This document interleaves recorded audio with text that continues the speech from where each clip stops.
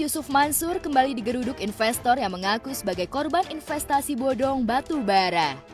Tak seperti penggerudukan pada Juni lalu, kali ini Zaini Mustafa bersama jamaah Masjid Darussalam Kota Wisata Cibubur melakukan sumpah yang derajatnya paling tinggi, yaitu Sumpah Mubahalah. Sejatinya, Sumpah Mubahalah dilakukan oleh dua pihak yang terlibat perseteruan dan merasa paling benar. Tapi karena UYM tak berani menapakkan batang hidungnya, Zaini dan kawan-kawan melakukan Sumpah Mubahalah secara sepihak. Tujuannya tentu saja agar Tuhan menunjukkan kebenaran dan menghukum orang yang bersalah. Tujuan kita adalah yang pertama tadi seperti dijelaskan, ingin bertemu dengan Yusuf Mansur. Halangan, sebagai solusinya itu kita di sini mau membacakan teks mubahalah. Mubahalah itu salah satu solusi di dalam Islam yang juga dulu diajarkan oleh Rasulullah SAW. Dalam salah satu firman Allah, la mubahalah itu adalah kalau masing-masing pihak merasa benar, kan tidak mungkin keduanya benar. Salah satu mesti ada tidak benar.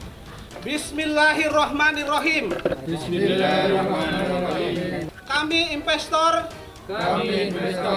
benar-benar telah menyetorkan uang investasi dalam bisnis batu bara tersebut.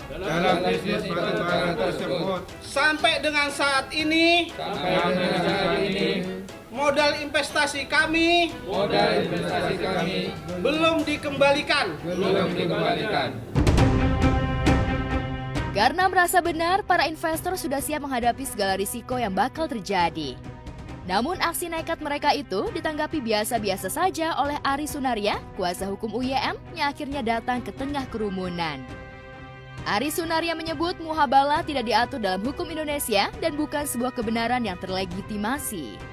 Kalau pernyataan Jam'an Nur Khotib Mansur alias Ustadz Yusuf Mansur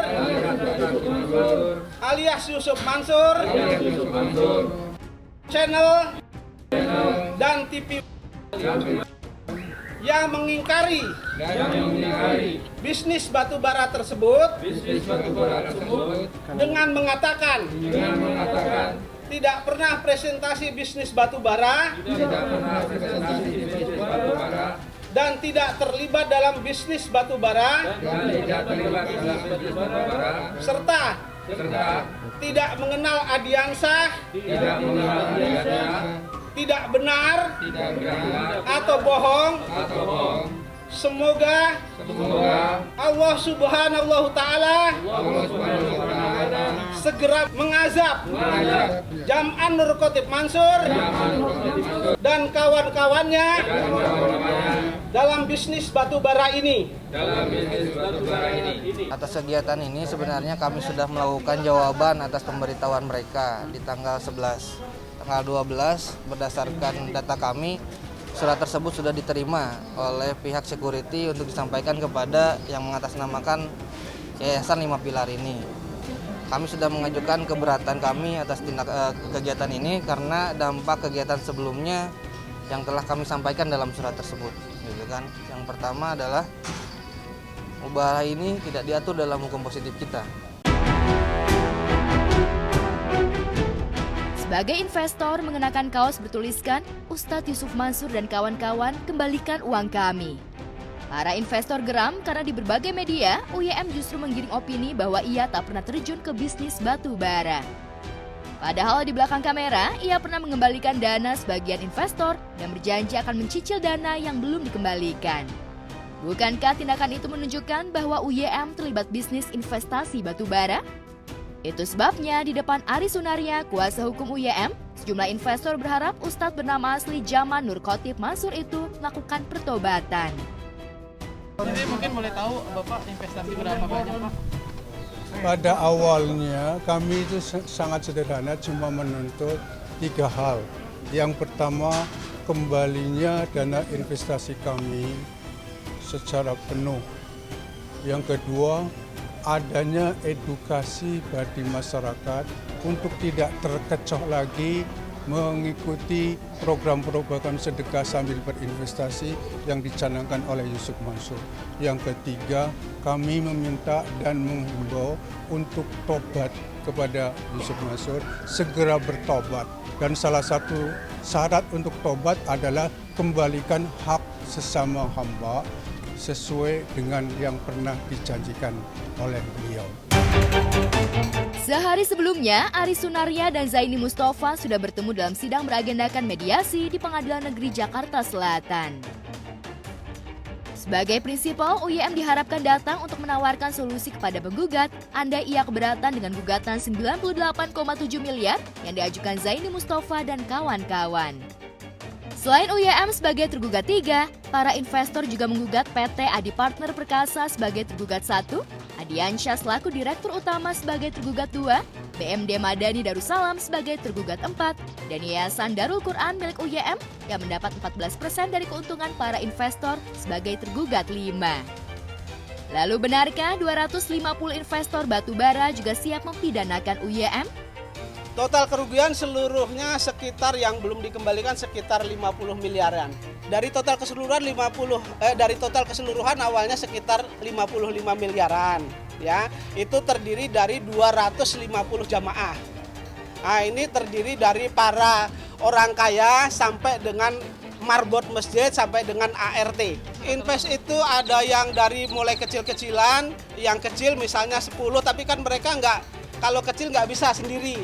Jadi mereka patungan terus baru diinvestasikan. Bahwa mari kita sama-sama menghormati proses persidangan yang ada, gitu kan, dan berdasarkan hukum positif yang ada.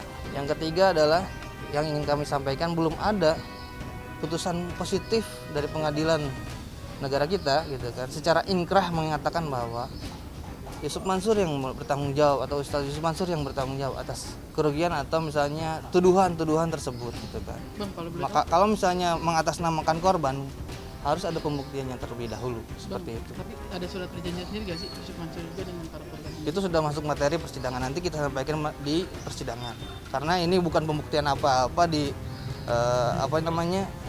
di berita kali ini, gitu kan, karena bukan ajang pembuktian juga dalam berita ini, gitu kan. Yang ajang pembuktian sebenarnya adalah di persidangan.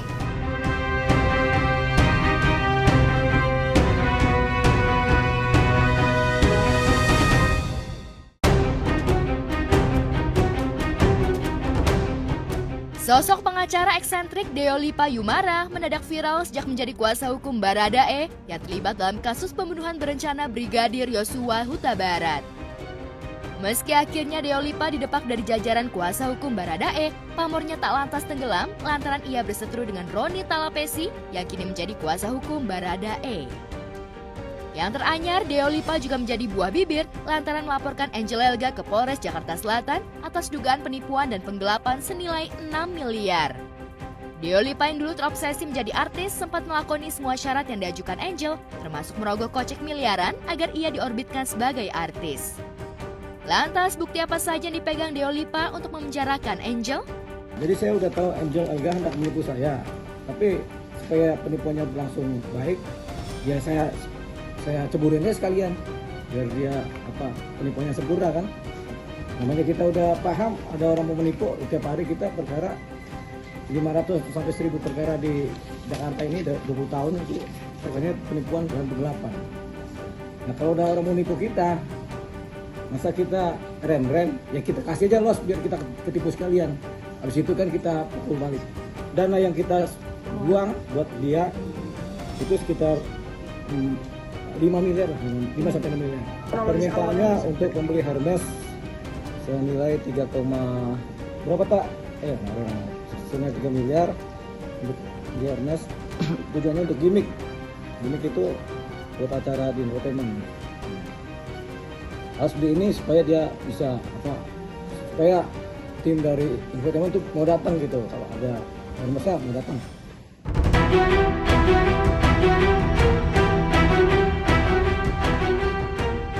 Menurut Deo Lipa, seperti yang dilansir sejumlah media online, Angel pernah menjanjikan dirinya akan tampil di sejumlah stasiun televisi dengan biaya 300 juta untuk satu program televisi. Jejak digital penampilan Angel bersama Deo Lipa memang ada, Tapi mungkin Deo Lipa tidak hoki di dunia hiburan meski sudah membuat grup band. Di sisi lain, Angel menuding Deo Lipa rela menghalalkan segala cara agar namanya menjadi perbincangan.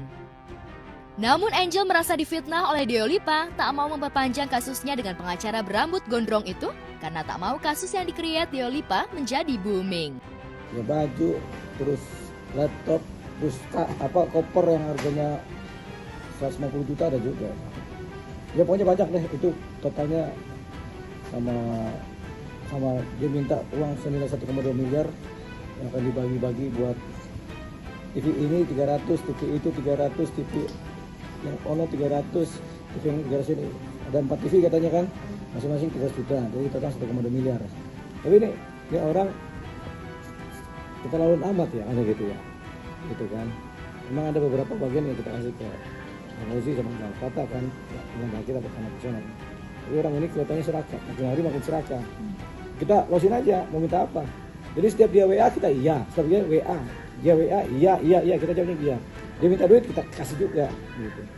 Sampai pada titik mudah aja konfirmasi penipuan apa tidaknya. Ini orang kelihatannya makin lama makin rakus. Jadi ya sudah.